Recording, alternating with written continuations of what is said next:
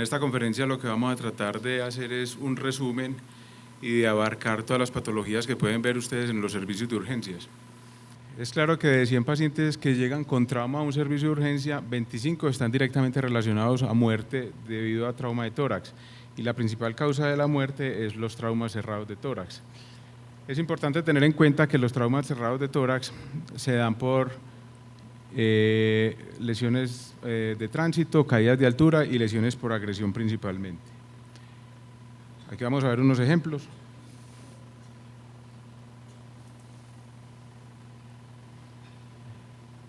Heridas de antenas, herida de corazón, heridas por traumas,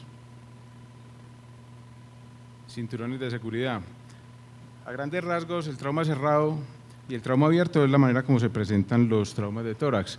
En el trauma cerrado, las fracturas múltiples es la principal causa de complicaciones. En los niños es muy raro verla. Puede haber hemotórax, neumotórax, puede haber traumas de vía aérea superior, puede haber un trauma aórtico o puede haber traumas de diafragma. Enseguida vemos cada una de las patologías. En los traumas abiertos es muy difícil ver las fracturas costales, se presenta hemotórax y neumotórax. Es inmediatamente que se presentan, los traumas de grandes brazos son los que generan la mayoría de las muertes, y el trauma de diafragma produce pequeños defectos que producen hernias. El trauma de tórax se puede agrupar en tres grupos, que son los rápidamente letales, los potencialmente letales, que los 50% mueren en la primera hora y el 50% muere como complicaciones del trauma, y los que no son necesariamente letales. Dentro de los rápidamente letales están la obstrucción de la vía aérea, el neumotórax, los neumotórax abiertos, el hemotórax masivo, los tórax inestables y el taponamiento cardíaco.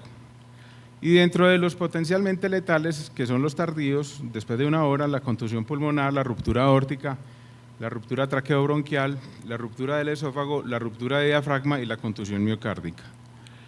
Y los que no son mortales prácticamente son el hemoneumotórax diagnosticados a tiempo, las lesiones de tejidos blandos, los cuerpos extraños y las fracturas óseas.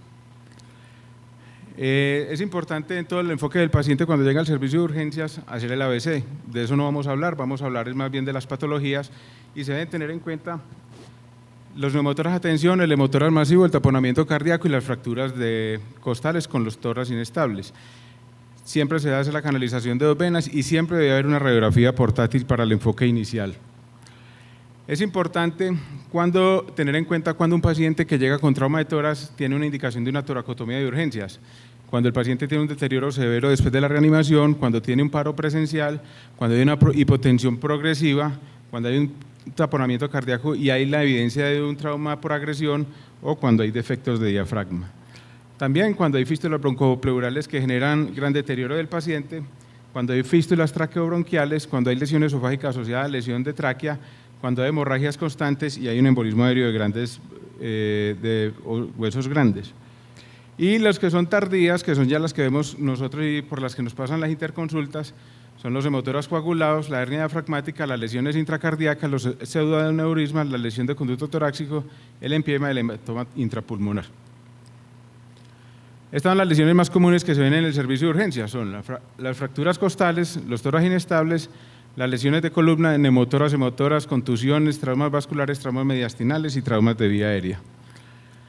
Todos los traumas de tórax tienen lo siguiente: dolor, disnea, distraer, delirio, irritabilidad e inconsciencia. Y los signos que hay que buscarlos es que a todos los pacientes que vengan con un trauma de tórax hay que tocarlos para ver malformaciones, evidencias de dolor, y esos pacientes generalmente tienen hipertensión o taquicardia o síndrome de dificultad respiratoria masivo. Vamos a hablar de unas patologías y voy a pasar muy rápido para poder abarcarlas todas, para poder mostrar radiografías. Es el enfisema subcutáneo.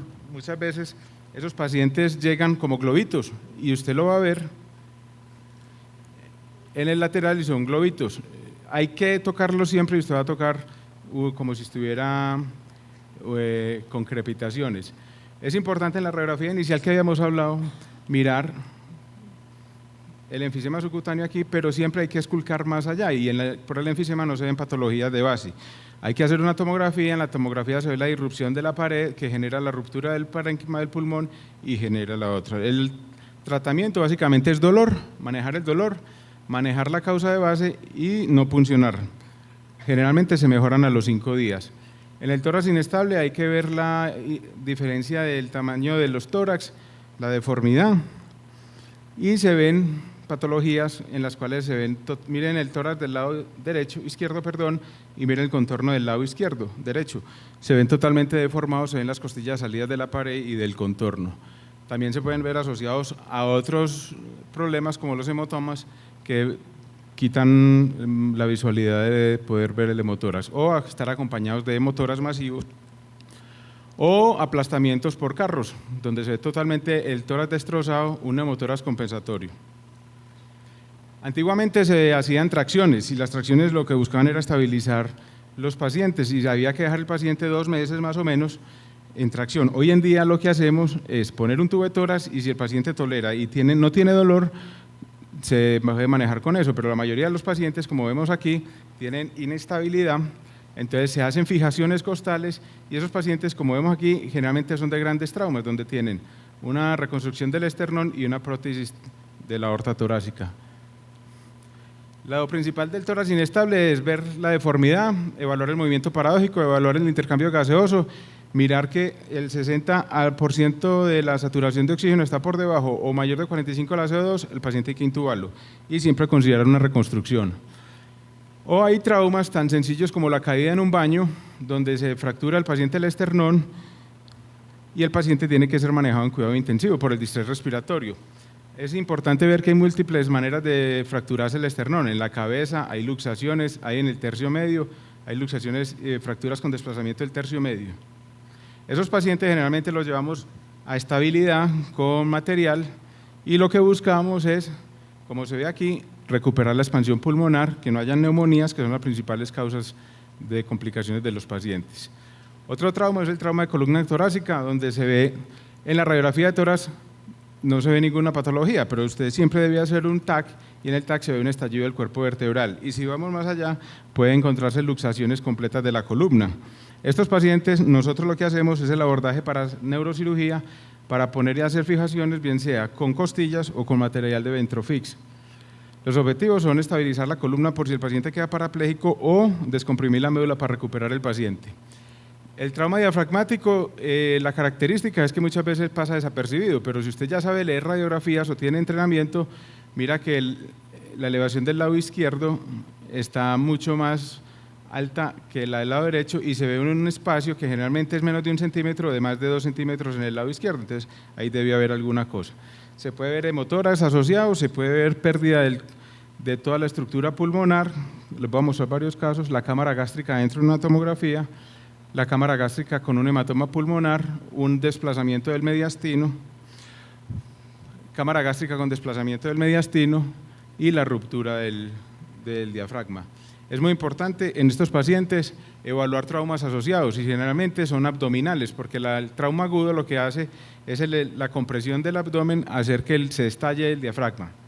En el cuadro clínico, cuando son crónicos, se debe hacer abordaje torácico por las adherencias pulmonares. El neumotórax, que es de los más frecuentes que pueden observar, uno debe acostumbrarse a ver la radiografía en un orden, con el propósito de ver si se amputa o no se amputa el parénquima pulmonar. Y ustedes ven aquí, en el lado derecho, que corre el parénquima pulmonar disminuyendo su densidad, pero en el lado izquierdo se compensa y se pierde y se amputa súbitamente. Aquí se ve el espacio pleural. O pequeños neumotórax que hay que tener en cuenta, producen desplazamiento del mediastino y generan colapso hemodinámico del paciente. Otros pacientes que tienen ya neumotórax a tensión, donde se produce el desplazamiento del mediastino, otros que tienen neumotórax bilateral producto de una intubación y una ruptura, o pueden haber pacientes que tienen trauma y aplastamiento del tórax con neumotórax bilateral, o pueden haber hemotórax masivos acompañados de neumotórax localizados, o los más graves, que son los neumotórax a tensión, donde se ve la irrupción de la pared, pero el paciente está totalmente en un colapso hemodinámico.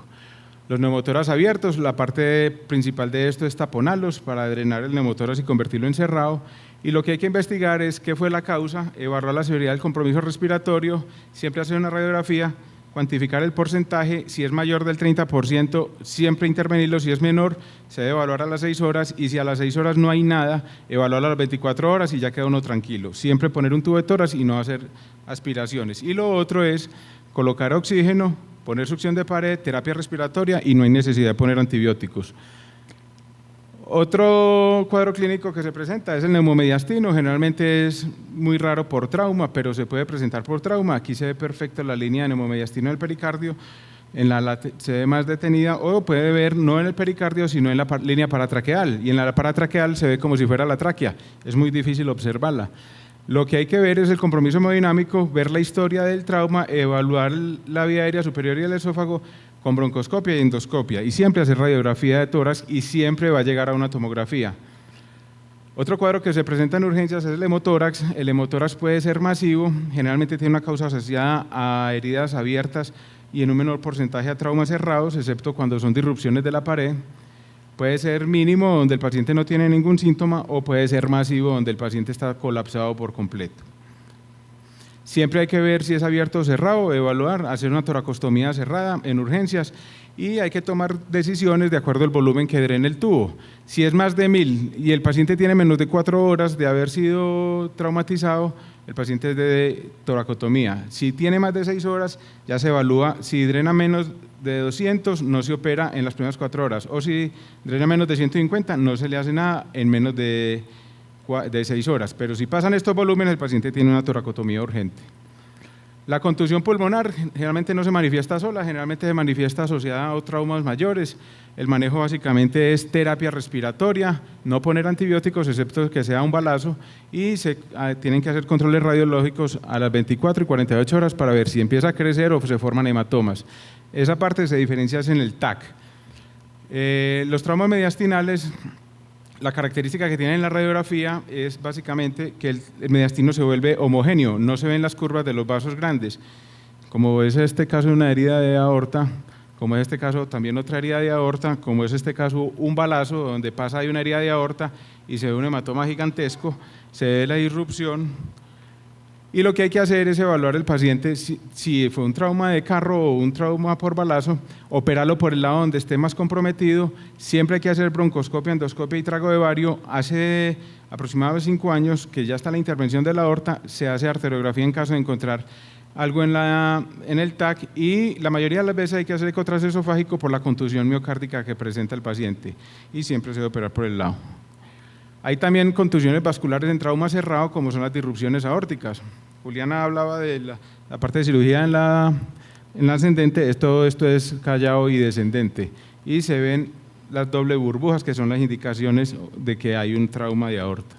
Lo otro es hacer la arteriografía, donde se ve muy bien la aorta que viene, aquí se pierde, se dilata y pasa abajo. Y en el cateterismo también se ve cómo se pierde y el contorno de la aorta. Y lo que se hace hoy en día es, como son traumas tan grandes, hay que hacer corrección de las otras cosas. Aquí se ve muy poco el compromiso de la aorta, pero hay un stent aórtico puesto. En el trauma vascular, la mayoría, el 80% de los pacientes fallecen en el sitio del accidente. Por lo tanto, los que llegan permiten que se les trabaje, y siempre se les debe hacer algo en las primeras 24 horas, bien sea tratamiento quirúrgico o colocar un stent. Y no todos los traumas son generados en accidentes, los traumas pueden ser en urgencias, y los principales traumas en urgencias son el barotrauma y el volutrauma. Solamente para mencionar que son uno por ruptura por presión y el otro por volumen, que presenta en la reanimación y en la ventilación, y se manejan, y el paciente presenta básicamente neumotórax y enfisema, y se manejan cambiando la relación de la ventilación. Lo que hace el paciente es, si está usando grandes volúmenes, se baja el volumen; si está usando grandes presiones, se baja las presiones. O si no, se hace ventilación en jet, que se mete un tubo pequeño o un catéter, y lo que hace uno es aumentar la frecuencia para que disminuya la presión y el volumen. Gracias.